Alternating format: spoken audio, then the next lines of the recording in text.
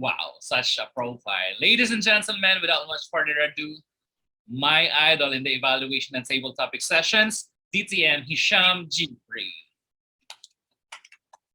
Thank you very much, dual MCs, for that truly unique introduction. I'm really appreciative of it.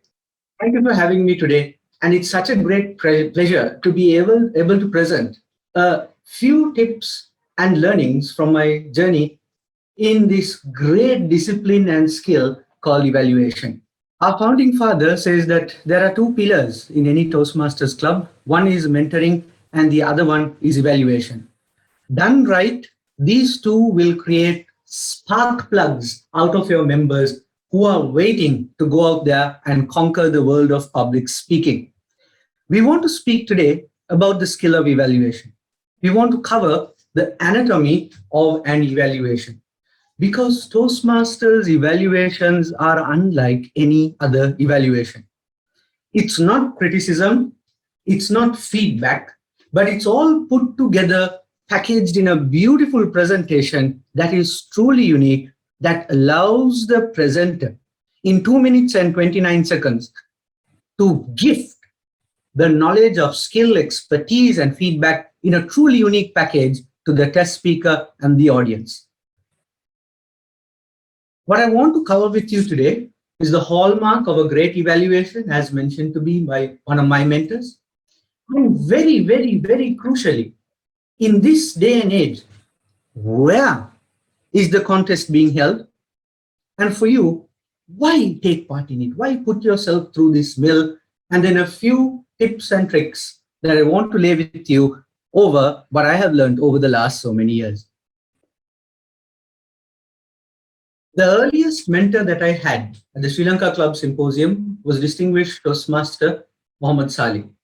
And he said the hallmark of a great evaluation is when you, the evaluator, sit down, the test speaker should want to jump up, run to the stage, and deliver the speech again. Think about it. Isn't that why we are all here in this beautiful movement? To get that inspiration, motivation, evaluation that we can run onto the stage and deliver the speech far better than ever before. This is the mindset that I take onto the stage every time I open my mouth to deliver an evaluation. It's not about me. It's not about the evaluation, but it's about uplifting the speaker to a place, a podium, a position where they have not been and they aspire to be. For the term 2021-2022, all contests will be held virtually. Now, due to recent developments, it's apparent that clubs might choose to have this physically. But remember, the contest is to be held virtually. Now, that has serious implications to how you prepare for this particular contest. And some of these have nothing to do with the evaluation itself. As we witnessed, the quality of the internet can be the difference between placing and not placing. So the quality of your internet, whether it is Wi-Fi, mobile, cable, is crucial. That decision has to be made now, not on the day of the contest. The quality of your sound equipment, whether you will use your laptop, whether you will use Bluetooth or headset, whether you will use a wired lapel mic, whether you will use wired microphones, that decision has to be made now. The quality of your lighting, whether you want natural lighting, artificial lighting, a mix of it, ring lights, square lights, whichever it is, that decision has to be made now. Because remember, this is not an evaluation contest, it is an evaluation speech contest. So every little bit that you put in that allows you to deliver the best is a decision that you need to take now. The quality of your webcam, whether you use the webcam from your laptop or whether you use something else, the quality of your physical location, what's behind you, whether you will use a virtual background or no, these are decisions that you must take now. And very importantly, in this space, in this tiny box that we call the virtual space. The quality of your facial expressions, your smile, your gestures, the way you use this limited space, and the way you are able to connect with your audience through these 2 feet of distance between our laptops. That is a skill that is unique to this time and this place we are in this particular evaluation contest. These are the before decisions that are really important, not only for the evaluation contest, but of course, for each contest that you take part in. I want to give you 5 seconds to answer this question. Why put yourself through the evaluation contest?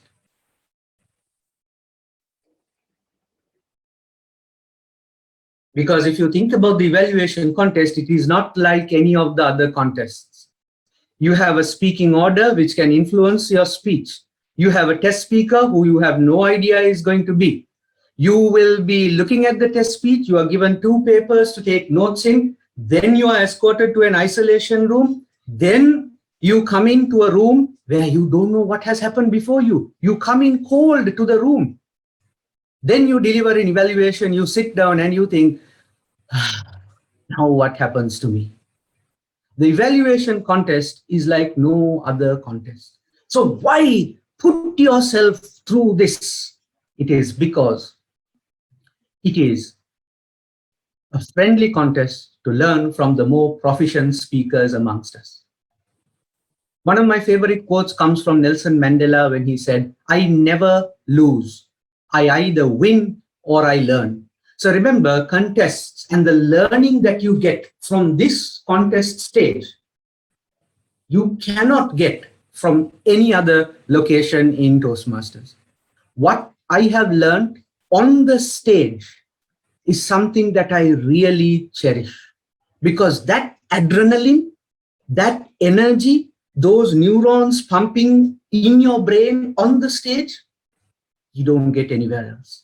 So I encourage you, get on the stage, contest to learn and become better.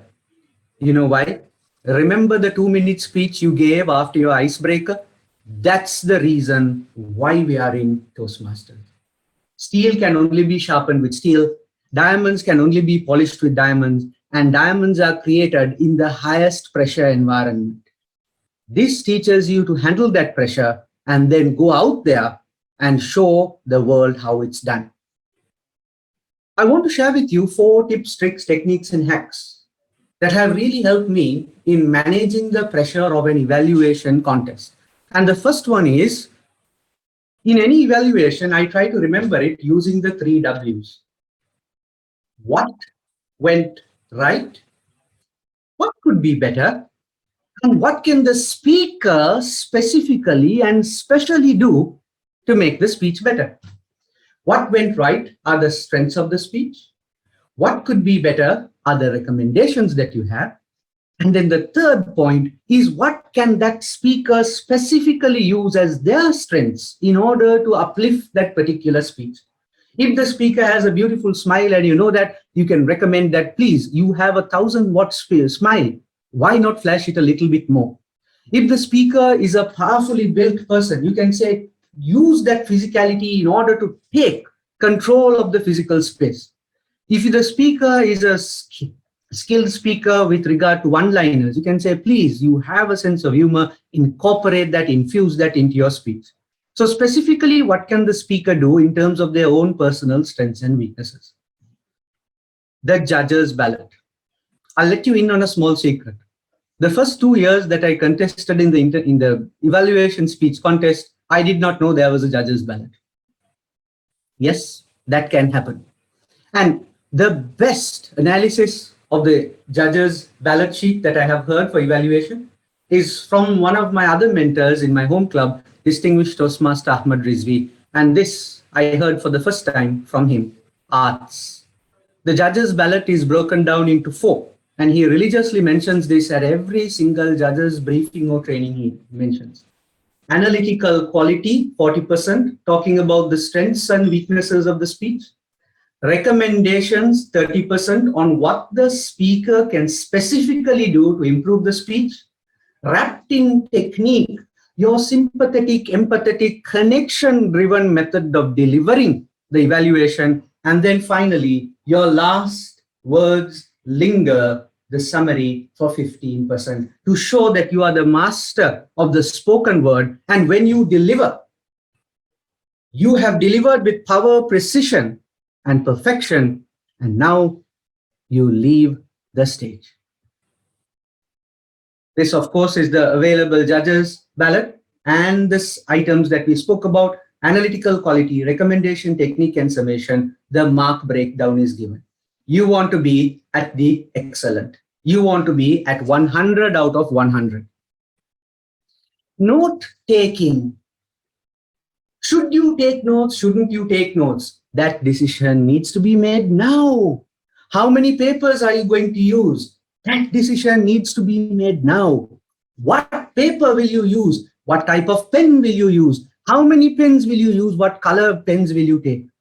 You need to make those decisions now, because on the day of the evaluation contest, you want to minimize the number of decisions you make. The last thing you need is when you are about to hear the test speaker's name, you're trying to decide whether you're going to use a blue pen, black pen, red pen, green pen. You don't want that. Decide what you want to do ahead of time. Pick what you're going to do. Have your note-taking technique decided right now, because you should not experiment on the day of the contest. Have a well-grooved note-taking process and your delivery technique. Remember, it's not evaluation contest, it's evaluation speech contest. There must be an opening. There must be a smooth transition into the body of your evaluation, which covers the analysis, strengths and weaknesses. Then you transition smoothly into your recommendations delivered with your sympathetic technique, and then you transition smoothly on to your summary, where you end with a bang. This is not an evaluation contest. This is an evaluation speech contest. Bonus tip: know your contest clock. So you know that at 2 minutes, no lights. At the second minute, green light. 2 minutes and 30 seconds, amber light. And 3 minutes and 30 seconds, you're out. 3 minutes and 29 seconds, you need to stop. So usually, if I find that a speaker could use more help, then I generally spend more time on recommendations. But if I find that a particular speaker has more strengths, then I spend less time on the recommendations. Now, this is my personal model, and whether you use it or not is up to you. But this is something that I try to use. And remember the time that the test speaker has taken, the name of the test speaker, and the accurate speech title. 3 very important, simple items that you must note down from the agenda itself. These are 2 quotes from 2 former world champions. Craig Valentine says, "You will always be too good to someone. You will always be too good, too bad, too black, too white, too short, too tall, too rich, too poor. The secret is to be too good for it to matter." The 1993 world champion of public speaking, Otis Williams, says, "Prepare so well and deliver so well that the only question in the mind of the judges is, who should be second place?" So this is the mindset of 2 former champions, and this is something that has really helped me. The 2014 world champion of public speaking, Dhananjay Hettiarachchi, delivered this speech for 7 minutes and 20 seconds. But a little known fact is that it came from this speech, his TEDx video, which was a 20-minute speech that was revised 90 times before it became the world championship winning speech. Do your homework. Evaluation is a muscle, evaluation is a mindset, evaluation is an attitude. Exercise that in the gym of evaluation before you get on to the stage of evaluation. These are the pinnacle of our movement. The boxer Ramona J. Smith, the archer Manoj Vasudevan, Mr. Calvin Klein, Darren Tate, the man with the cigarette, Muhammad Al-Ghahtani, the man with the rose, Dhananjay Hettiarachchi, and the man with the flat tire, Christian Vasiliev. Each one of them took the fundamental of speaking, and they added their own specific flavor to become truly memorable, to become truly unforgettable, and to leave their stamp and signature on the stage that they delivered from. What will you do to leave your stamp on the world of evaluation? C.S. Lewis says, hardships often prepare ordinary people for extraordinary destiny. You are destined to be extraordinary. So take this hardship as an opportunity to move yourself to the next plane of your performance. Thank you so much. God bless you. Thank you for having me on a Friday and listening to me. I wish you all the best. Back to you, Dual MCs. Wow. I think I'm beginning to learn a lot and I'm ready to conquer the contest stage, Toastmaster Jeffrey. How's that? Indeed, again, a great moment to be sharing the stage with great Toastmaster DTM Hisham Jeffrey. Thank you so much, DTM Hisham Jeffrey. Any other questions from the audience? I have a question. Welcome, DTM Hannah. Yeah, I would like to ask DTM Hisham Jeffrey. I'm an admirer because I remember when you won the evaluation contest, the way you analyzed the speech was amazing. So how can we train ourselves to be analytical thinker? And really, whenever we see we are already nervous, and we are now seeing and watching that speech, how can we practice and train our mind to be that analytical in order for us to give the best evaluation? Thank you. Thank you, Toastmaster, for that great question. And my answer to that is twofold. Number one, the preparation for evaluation that many people do is they assume it is the same as table topics, but it is not. Because as I mentioned in my presentation, the evaluation contest for an evaluator is very stressful because your speaking order really matters. Apart from other contests, the speaking order really matters. If you're evaluator 1 or evaluator 8, it has a significant impact on the way you present. That's number one. Number two, you can't control the test speaker. Number three, you're pressured in that 5 minutes. That 5 minutes is some of the most stressful time that you would ever have. Then you go to an isolation room and you really don't know what will happen there. It may be a nervous sergeant at arms. You may not have chairs to sit. The AC may not be working. The internet may not be working. A variety of different things can happen. So the amount of uncontrollables on the day of the contest is significant. So what I try to do is I try to prepare for the evaluation contest at every given opportunity during the year. So even if I'm given a club evaluation, I prepare as I would deliver it in the contest. So there are certain meetings where I tell myself, okay, today I'm going to prepare as if I am evaluator number 1. So I take the evaluation sheet, I look at the speaker, I write my notes only for 5 minutes, I leave it aside, and then that's it. I will come to deliver the club evaluation. Some other days I tell myself, okay, I'm evaluator number 3. So I have 10 minutes to prepare. So that has really, really helped me. And I try to evaluate every possible thing. If I'm listening to a song in the car, I try to ask myself, okay, is the vocal variety good? Why is this wording nice? Because a real secret to evaluation is the tag team, the timer, the R counter, and the grammarian. Doing these 3 roles has really helped me to understand at which point in time and what word that has been used, or the lack or the presence of crutch words. It informs us as to the preparation of the speaker. So with evaluation, my true belief is that it's a muscle, it's a mindset, and it's an attitude that you exercise every day at every given opportunity, so that on the day, it's just another evaluation. You have an excellent model, you simply apply it, because it's not a wedding, it's not a funeral, no baby is being born, it's a speech, and you deliver the best evaluation possible. So try it every day. And I think that on the day, you will really deliver very well. I hope that answers your question. Yeah, with the answer, as always, DTM Hisham. I think Toastmaster Hazem has something to say. Yeah, I have a question, if I can.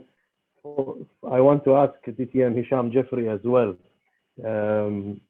Preparing for the international speech at the district level, you are preparing one delivery that's going to compete in 2 levels of the contest. So my question is, how do you account for different audiences and different judges? We know that at district level, and so many spoke about it, we have a certain flavor. And then at the next level, at the region, there's another flavor. So I want to see, and I want to know what DTM Hisham perspective is about this, please. So this impacts the international speech and not the evaluation, which is the subject of my workshop, but let me address it as well. And my honest answer to it is, I honestly don't know, because what we do, and I have always said that one of the greatest blessings of my life is to be able to come to Bahrain and experience Bahrain Toastmasters according to this legacy that we have. Had I done it back home, I would not get the benefit that I have gotten.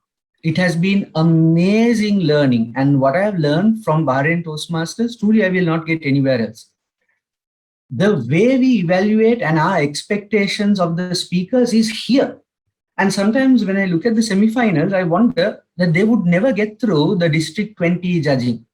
So when a district speech, international speech, is being presented number 1 for the district contest and number 2 to go to the regionals, it is one significant challenge. And I firmly believe, it's probably even more challenging than the semifinals itself, because you know precisely who the audience is going to be. So my way of trying to prepare for that is, I try as much as possible to look at speeches that have been delivered at other districts, listen to workshops that come from other districts, especially in this virtual environment is possible, and try to populate my mind with all those expectations. So if your club speech is this much, your area is this much, your division is this much, your district speech is probably this much. And then when you come to the semifinals, the message goes back to this much. And then your international comes down even narrower. Because if you look at the World Champion of Public Speaking speech, it's a very simple and straightforward message which says, write your own speech. But if that simplicity and that story had been delivered at the district level, at District 20, we may not have passed through, because the way we look at vocal variety, the way we look at stage positioning, and the high expectations that we have of our speakers is different. So the honest answer, I am still looking for the answer. And my honest feeling, the day it happens, it's going to be the day I find the answer. So I believe there is no one exact answer, but a speech where the stars align on that particular day, I think because the margins are so low, the margins are so narrow, I believe that is what will take it across. There is nowhere where it is mentioned, this is what we expect for the region, this is what we expect for the district. It is a matter of betting on a blind way. So even if we look at the consistency from club to club, area to area, division to division, district to district, champion to champion, who wins and comes through is different. So when we look at a flavor, there is really no one answer.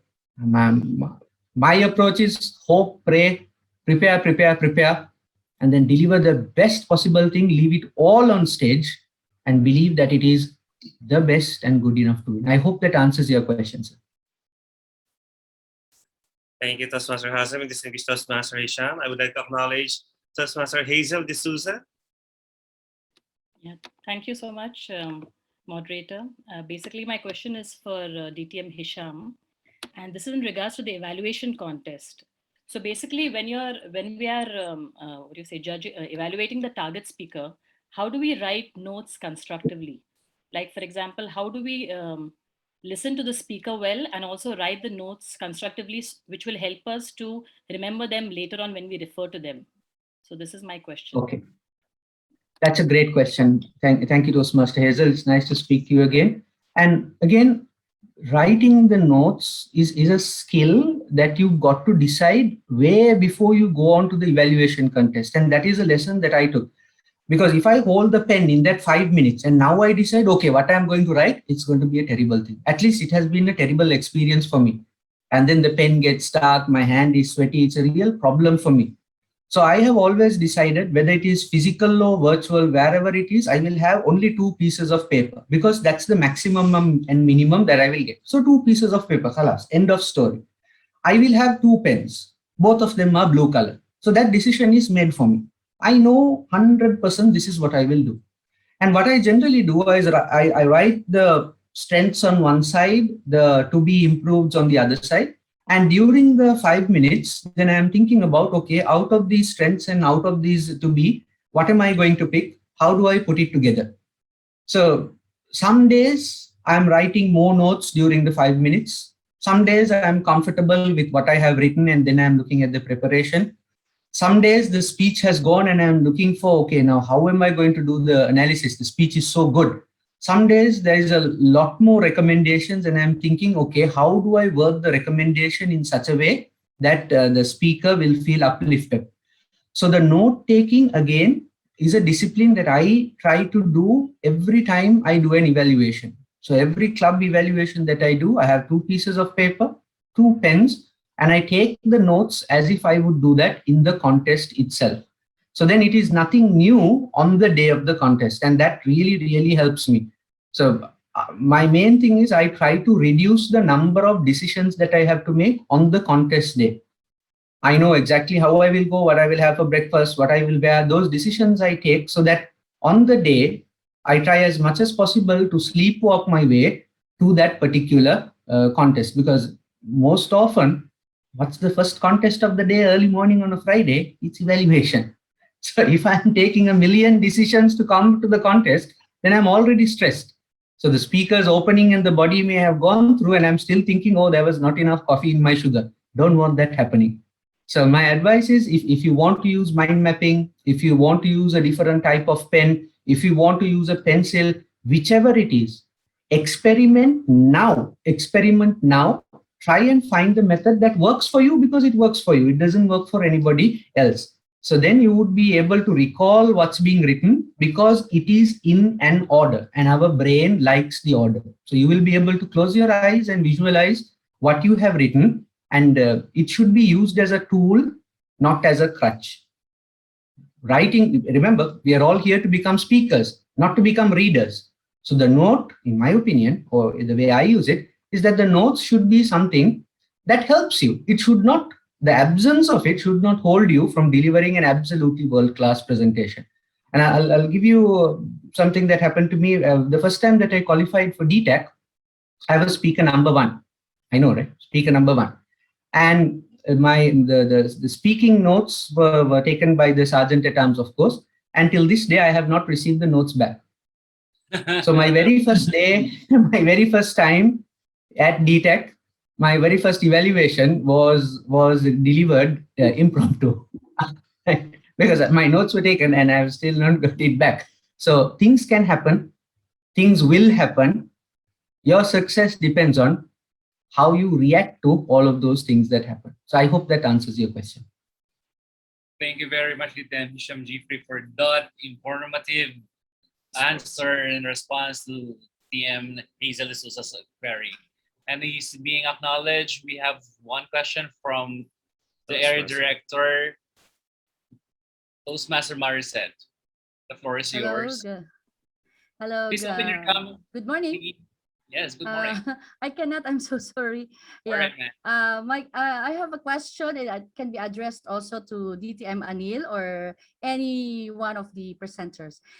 Speaking of notes also, now the judges, are they being like influenced whether the evaluators will be holding their notes? Will it affect their judging?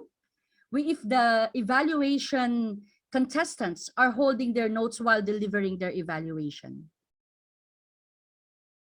so will it affect their judging criteria or the judging decision if the contestant, but say for example the content was like very good content of the evaluation, but the contestant is holding notes, so how it will affect the judge's decision? That's my question. Thank you. As per the judging criteria, whether you use notes or don't use notes is not relevant, but this is something that the judges have to look across the table. If 1 or 2 speakers were using notes and you're going to say that I'm going to dock 2 points for every time you're holding notes, then you have to be consistent all through. But you cannot just say, oh, I'm going to allow this speaker to have notes, that one not to have notes. Or you can just say that's not relevant. Now it's all depending on how you're going to give the points.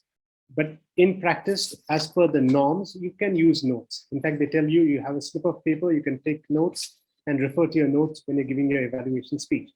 But the same thing, if you're having international speech or humorous speech and you refer to notes, it's definitely going to be docking points because that is not prepared. So the preparation is not there. I hope that has answered you from the judging perspective. Now let's see what maybe feedback you'll get from the evaluation contest preparation.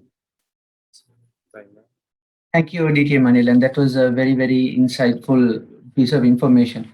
And I remember this question being asked 7 years ago in one of the first evaluation workshops that I attended. And my answer to that is always, this is a tool. How well you use it will determine how far you go. So for me, I always try to take that piece of paper and not make it a crutch. So it is a point of pride for me to try as much as possible to have the evaluation in my head, because that is the skill that we want to develop. Now, on the Friday of the contest, that skill does not come. It has to be practiced all day, every day at the club or at evaluation practices that you do. So if you truly enjoy the skill and the art of evaluation, and you truly enjoy giving value to the speaker, then the evaluation will flow. That 3 minutes, it will flow, but it has to be practiced. As we saw international speech champion, 1,000 rehearsals. That's what allows the naturality of the delivery to come through. So I would try my best to minimize my use of notes. Do I use it? Yes. But the way I use it is a little different. I would not want to have this big piece of paper blocking my body or the way that I deliver and blocking my gestures. So I try to use it as much as possible as a tool and not as a crutch. In other words, if the paper is taken away from me, which it has been, I still should be able to deliver 90 to 95% of the evaluation that I wanted to give. So if you hold yourself to that standard on the 364 days of your practice, then on day 365, those 3 minutes and 29 seconds will not be determined by the use or not use of an A4 paper. I hope that answers your question. Thank you so much, DTM Hisham. And I think we have a question again addressed to you from our timer, Toastmaster Allah. So what to say if it is hard to find or mention the area of improvements in the speaker? So how do you say it? So there are no perfect speakers. There are no perfect speakers. And one of the best examples I have seen is the 2001 World Champion of Public Speaking, Darren LaCroix. After he delivered his speech, his World Championship winning speech, he delivered it again at the National Speakers Association, and he says that delivery was better than my World Championship delivery. There is no perfect speech. There is no perfect speaker. There is always something we can do to make any speech better. Because if you are perfect, then that's going to be a really boring life, because there is nothing more exciting to look like. You've already reached perfection. You're going to be doing the same thing over and over and over again. What a boring life. So there is always some small thing that can be done for evaluation. Either the speaker might have been speaking a little too fast, or a little too slow, or might not have been smiling, or might not have been using the facial expressions, or the usage of the stage, or the usage of the gestures, or something as simple as your eye contact with the camera. There is always something to improve. Now, if we look at the foundation for this question, right, how can I find something to recommend? If the speech has nothing to recommend, it means that we need to go deeper and wider and broader into speech evaluation, speech crafting, and speech structure. Because remember, Toastmasters is 97 years old and it is this much. public speaking and leadership is this much. It has been around for thousands and thousands of years. From Socrates to Aristotle to Seneca, public speaking has been around for millennia. We will never be able to cover everything there is in public speaking. So from the art of rhetoric to how to win friends and influence people, there has been so much written about so much in speaking that we will never truly be able to absorb everything. So if we have the attitude of the student, I will learn more and more and more and more and more, and then some more about evaluation, you will always find some gift to be able to give to the speaker. In summary, think of the speaker as your favorite son, daughter, grandson, or uncle, and it's their birthday. Even if it is their 999th birthday, you will never say, I gave you 999 presents, I can't give you one more. You will still give one more 1000th present. So have that attitude, I will give something, I'm determined to give you something, some toffee, some cake, some ice cream, not diabetes. And if you are able to do that, then definitely there will be some room, some amount of improvement that you can recommend. I hope that answers your question. Thank you very much, DTM Hisham.